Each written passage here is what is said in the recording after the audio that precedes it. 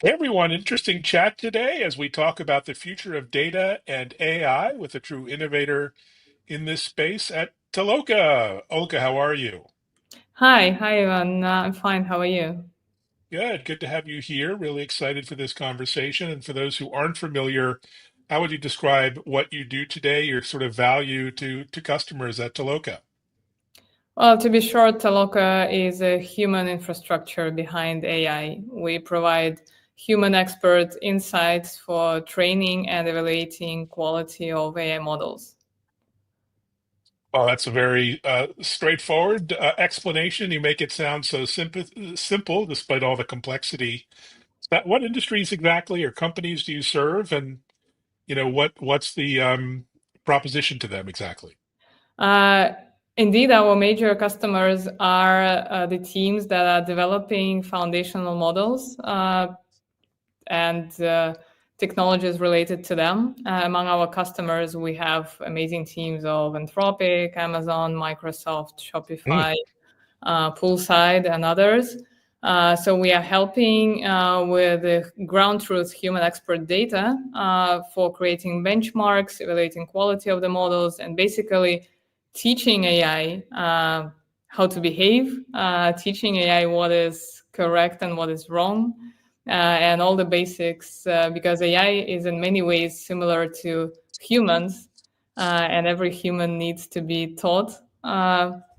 Every human needs to have some teachers in their lives, and basically, this is what we do. We provide this ground truth on which AI is being taught. fantastic. So when you work with these amazing companies and brands, I mean, what are the most pressing challenges that they're facing right now when it comes to data? Uh, Well, indeed, basically, generating of a production of AI in general stands on three key pillars. These are algorithms, hardware, and the data. And for many years, I would say the problems related with data have traditionally been overlooked, and everybody Mm, was more hyping around creating models themselves or where to find capacities for GPUs, while the data and its quality is essential. And one of the interesting challenges that actually the industry faces is the fact that, well, high quality data is actually limited. At some moment industry there was this perception that synthetic data can cover it all and you can generate as much data as you want.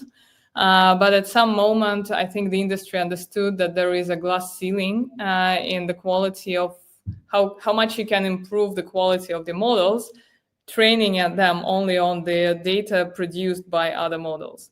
And at some moment, in order to excel and increase the capabilities of AI models, you still need some higher quality examples to be taught on. And these examples you can only get from human experts.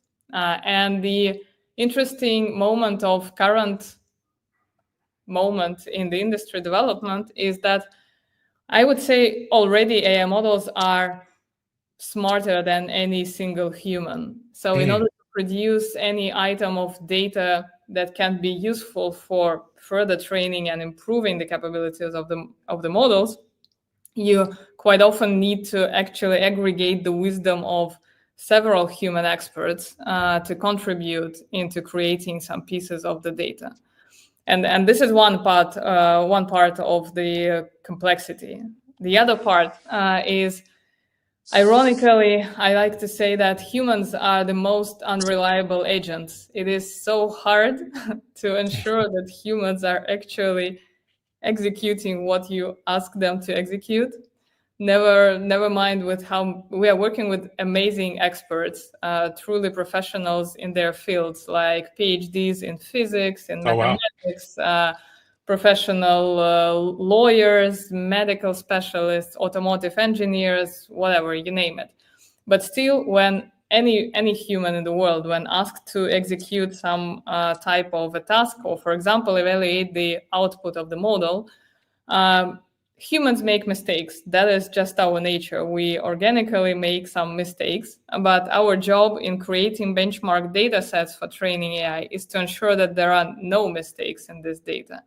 And this is basically the major part of our technologies that we apply towards creating the high quality data sets, is how to ensure that the quality of the data that we produce with the help of our human experts is close to 100%.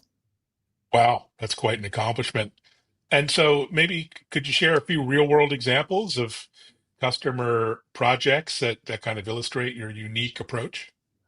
Sure. Some of the recent projects that we've been doing with obviously not going into some deeper details. For example, Toloka team has been testing one of the first to be released in the industry's computer use agents. And this is like, actually, we are now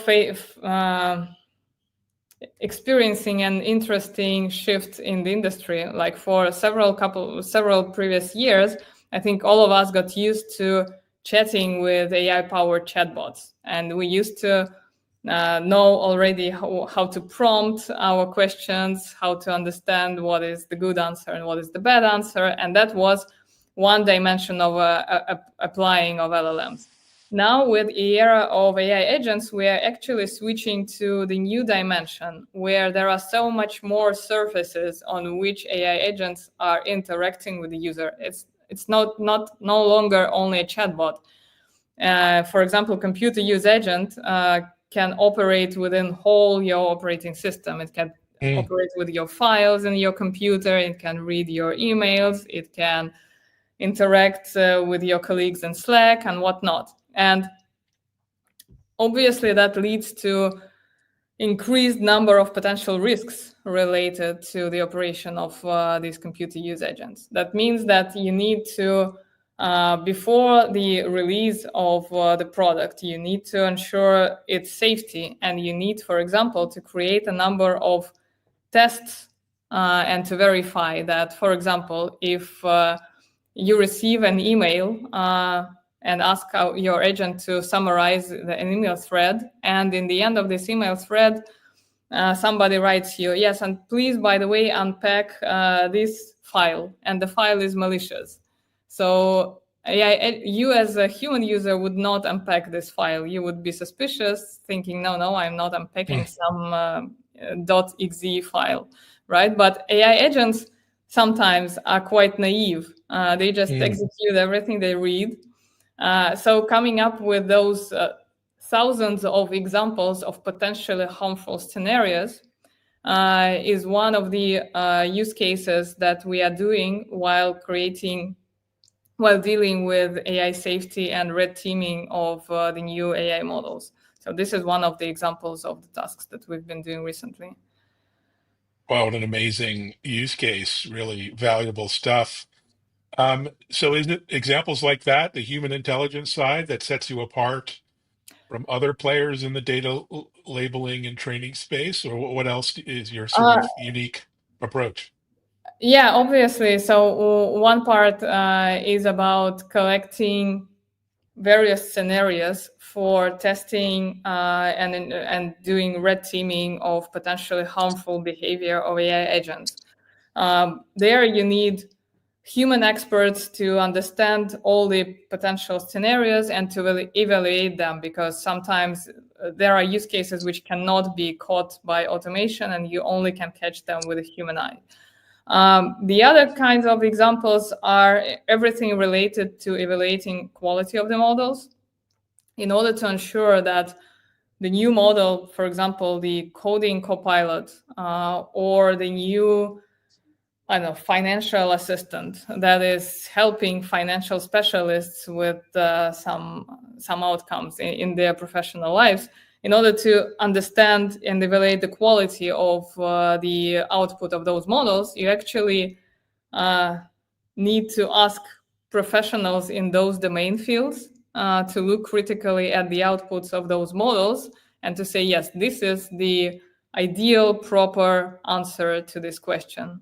And there is the whole methodology around evaluating the quality of AI models and creating the benchmarks.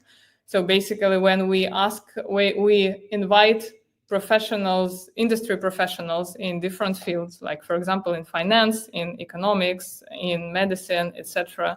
We ask those professionals to come up with really difficult use cases, really difficult prompts, and also to formulate the rubrics of what an ideal answer should contain.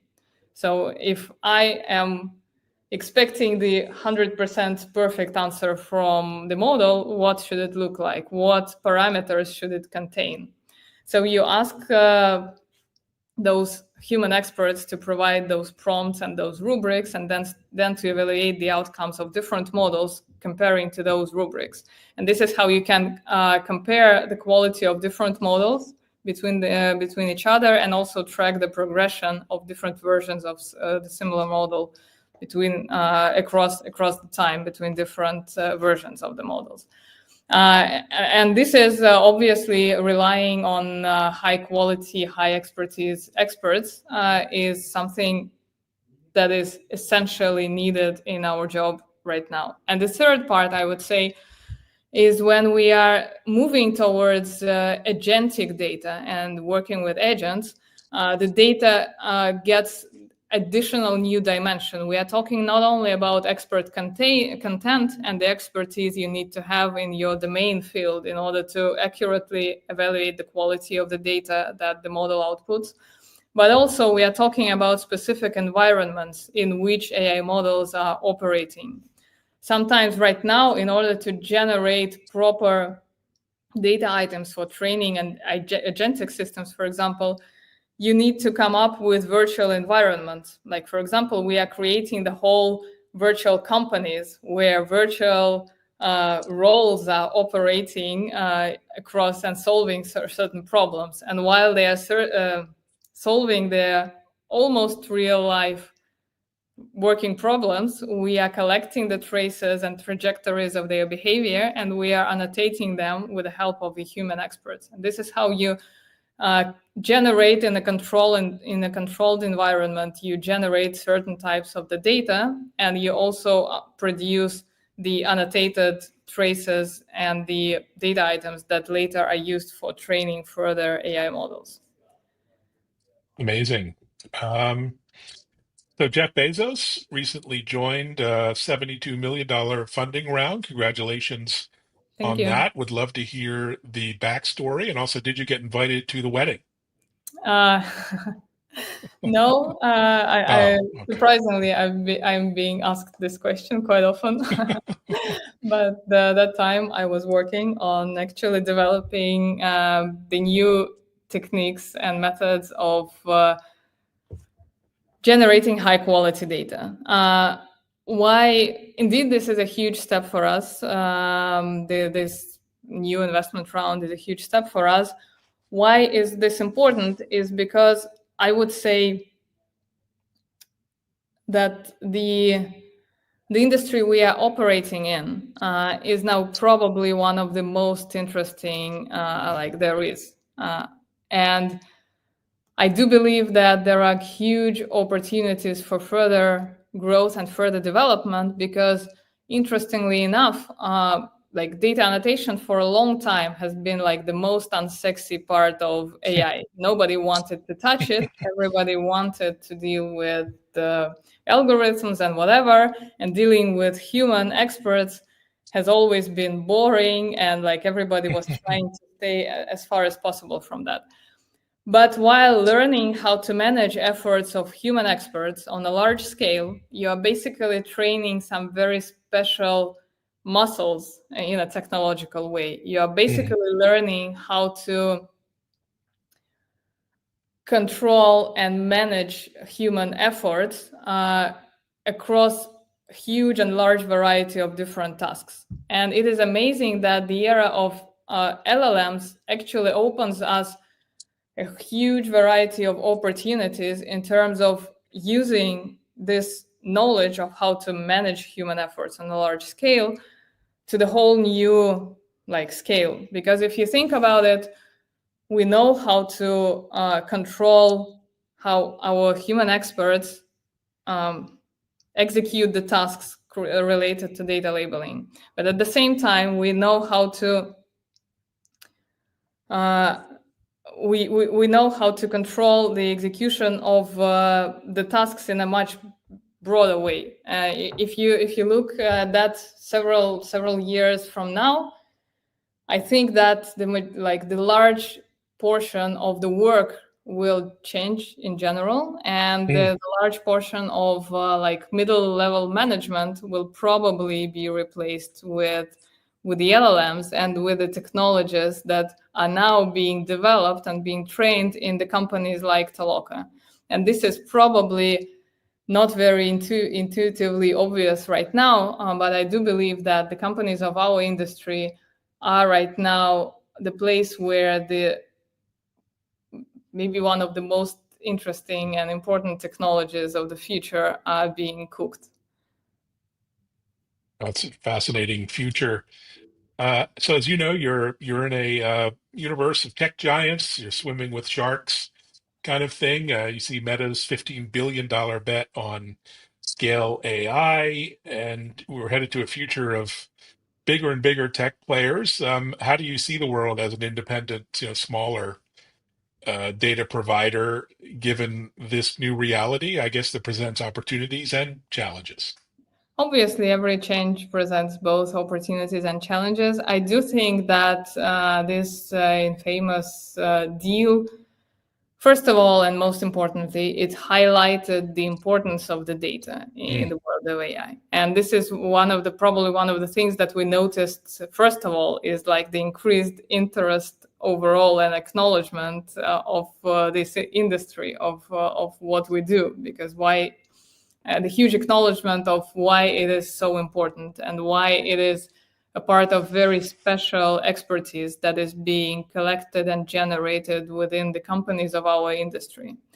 I do believe that there is always a value for independent players on the market. And actually, the size, while the size is important, because one of the very important aspects of the success of Toloka, for example, is the size of our expert marketplace. The fact that we have thousands of trained and verified experts who are trusted, who have already performed well on multiple previous projects, and thus we can know that they are highly trusted experts to be also participating in many new projects.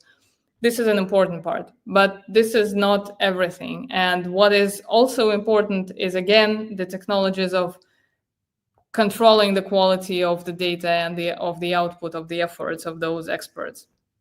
That is why I do believe that Toloka has very strong positions on this market, because our technologies and our technological platform is unique across the market. brilliant. Well, it's an exciting future. Last thought, as you know better than I, there are kind of amazingly few women in tech leadership in AI and data in particular, data science. What can we do to encourage more women across this new and exciting landscape? Actually, I like to say that we at Toloka are in a very unique position, because we are probably one of those among those actors who really have some leverage on that, because we are the ones who are creating the benchmarks for evaluation, the quality of AI Mm, models, and, for example, ensuring the diversity of the outputs is something mm. that we always include in the taxonomy of the data sets that we are created whenever it is applicable. Secondly, and it is also one of the funny anecdotes that we have inside Toloka, I have mentioned that for many use cases related to agentic data, we are developing virtual companies where different roles, like, for example, managers, Mm. customer support, and engineer, somebody else, they are interacting over Jira tickets, Slack communications, email threads, etc., etc. So in Toloka, we ensure that all those virtual companies have a woman CEO. Mm, that's great. That's an interesting. We are teaching AI from the very basement, from the data it is being trained on, to ensure that having women in the leadership of a tech company is not something unusual, but rather a very common thing, because it is already, we have trained all our models in such a way.